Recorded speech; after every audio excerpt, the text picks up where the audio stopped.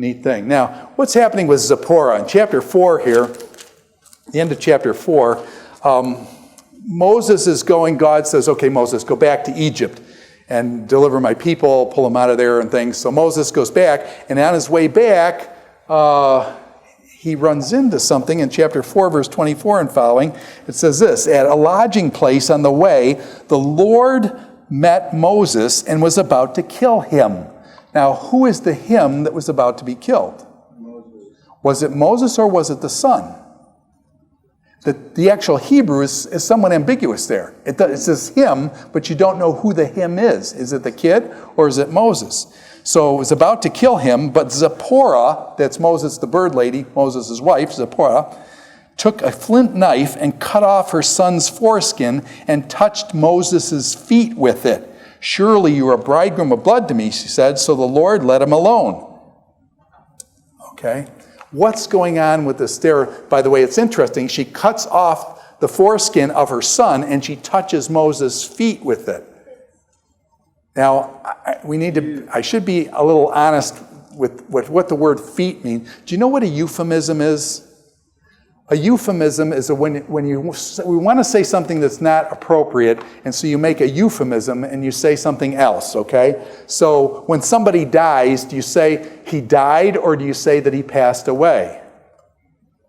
Somebody went to be with the Lord. If they say they went to be with the Lord, you say, oh, good. If they told you he died, that's not so good, okay? So you see with death, with bad things like, anyways, the word feet in Hebrew can also mean male genitals, okay? Now this is, I don't want you, you go through the Bible and say, Hildebrandt says the word feet means male genitals, and so everywhere you see, and Jesus washed the disciples' feet, and you say, holy cow, no, okay, do you understand? You got to back off from that. I'm sorry, I should have used a different example. So when he says they're taking off their sandals, is it really clear your sandals are on your feet? Okay, but what I'm telling you is, okay, sorry, what I'm saying is that there's about 2 or 3 passages in Scripture where it uses this word feet to refer probably to something else, okay? Does anybody remember the book of Ruth? Ruth comes in with Boaz and she uncovers his feet, and things. You got to ask some other questions here. This is one of these passages, okay? Does it have to do with the circumcision? And so the people are suggesting that she circumcises her son and takes his foreskin and touches Moses' quote feet. Do you see the symbolism there from the son to the father? Okay, maybe you don't see the symbolism, just forget it then. Okay, but all I'm saying is in the back of your head, keep it. It doesn't occur very often. I'm saying it occurs very rarely in Scripture, but it does occur, and it is, I'm saying, I try to be honest with you guys, even though it's kind of wacky. So first of all, who did God attack? Did God attack Moses or was the son attacked? Okay, was it Moses or the son? The text is somewhat ambiguous. Why did God attack him? Whoever it was. And then the third question comes up here is, similar stories. Does anybody remember the story of Balaam? Mm-hmm. And God says to Balaam, okay, you can go. You remember, he's going to go, Balak says, Balaam, I'll pay you money, man. Come down and curse Israel for me. And God says, don't go with him. The guy's going to have you curse Israel. The guy comes back and says, hey, I'll give you whatever you want, man. You come down and serve me. God says, okay, Balaam, you can go. So then Balaam goes, and what happens? Does this angel with the sword come and is about to kill Balaam on the way down?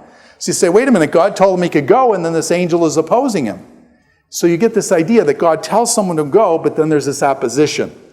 And by the way, is that the similar thing you saw with Jacob? Jacob is called to come back into Israel. When he comes back into Israel, this angel of the Lord meets him, wrestles with him, and puts his hip out and things. So you get this, come back, go to a land I will show you, and then you get this opposition from God. And it seems to be this similar type pattern here. And there's different ways of looking at it. I want to propose 3 ways built off 3 people that have made suggestions here. The first is a guy named Brevard Childs. He was at Yale University. I'm assuming he's retired now. He was old many years ago. But Brevard Childs, great Old Testament scholar from from Yale University. He says that the boy was sick. In other words, God struck the boy. That the him there is not Moses, it's the boy. The boy was sick, and then the boy was circumcised. The boy was sick, and the boy was circumcised, and the boy got better. Okay, so the boy was sick, God struck the boy down, the boy was circumcised, and then the boy, what this is what's called an atheological tale. An atheological tale. And this is, do different cultures have different stories for why they do things a certain way? Okay? A different culture will have different stories, and these stories will play the back. For example, if somebody sneezes in class, you say what? Bless you. Are there stories to explain why you say bless you? Different cultures have different things. In Massachusetts culture, I learned that my car, I got rammed in the back of my car 3 times when I got here. 3 times, somebody rear-ended me 3 times. I was stopping at a stop sign, and bam, I get hit from reverse. I stop at another stop sign, bam, I get hit in the rear. After a while, I learned what? Do people in Massachusetts roll their stop signs? Yes, they do, okay? I got 3 ends of the back of my car wrecked up because I didn't roll the stop signs. Those guys rammed right in the back of me. So question, did I get a hint after a while? I'm not from this area, so now I do what? Oh, by the way, I'm not saying, as you guys as college students, the police love to pick up college students. Okay, when you come to a stop sign, stop. But all I'm telling you is, if somebody's coming up on you fast, they roll their stop signs here. Now, why do they roll the stop signs in Massachusetts? Somebody told me this tale of why they roll. Because in the winter, is the snow a problem here? And question, if you stop in the winter, what happens to your car? You get stuck. So do you learn to roll the stop signs? And then they just do it all year round, okay? Okay, so yeah, okay, but with that, do you see how that was like a tale that they told to explain some phenomena? So the suggestion is that here, this story is telling us then why Moses is doing circumcision. Okay, so this is an atheological tale to say this is why we do circumcision. God almost killed Moses' kid. He was circumcised, he was spared, and so this is why we do circumcision as a tale like that. It's called an atheological tale. Now, a second one was done by Walter Kaiser. Walter Kaiser was president of Gordon Conwell Seminary for quite a while. Great Old Testament scholar, evangelical. And he says that Moses was the one who was sick, that when God struck him, the him is Moses, and that the boy was circumcised. And the point of the story is obedience. That Moses had not circumcised his own son. That Moses had not circumcised his own son, and therefore God is calling Moses to say, if you're going to lead my people, you need to be obedient to me. Does a leader need to be obedient as a model for the people that are under him? So he's saying, Moses, you need to be obedient to me, therefore your own son is not that way. Here's a second reason that I'm kind of putting on to Kaiser's suggestion. Some people suggest this, that Moses' son needed to be circumcised because, do you remember what happens at Passover? At Passover, who dies? Firstborn son. If his son is not circumcised, can his son stay and eat the Passover, or does his son have to go outside the door with the blood on it because the son is not circumcised? If the son goes outside the door, what happens to that son? He's dead. And so what God is saying is, Moses, there's going to come a situation later on, circumcise your kids so that he can eat the Passover with you and won't be kicked out. Okay? And so that this could be like a premonition that he's taking care of this problem. Now, by the way, that argument, is that conjectural? Is that a conjecture? Does the biblical text say that? No, that's conjectural on my part, but I think there may be some truth to that. So this is Walter Kaiser stressing obedience. But then why does Zipporah get so ticked off? Zipporah actually gets really angry, and it turns out that Alan Ross says that Moses was struck down and the boy was circumcised, but what I like about Ross's Bloody-Bridegroom argument is that it explains Zipporah, why Zipporah was so angry. And what Alan Ross suggests is that Zipporah is used to adolescent circumcision. In some cultures, do they circumcise adolescents?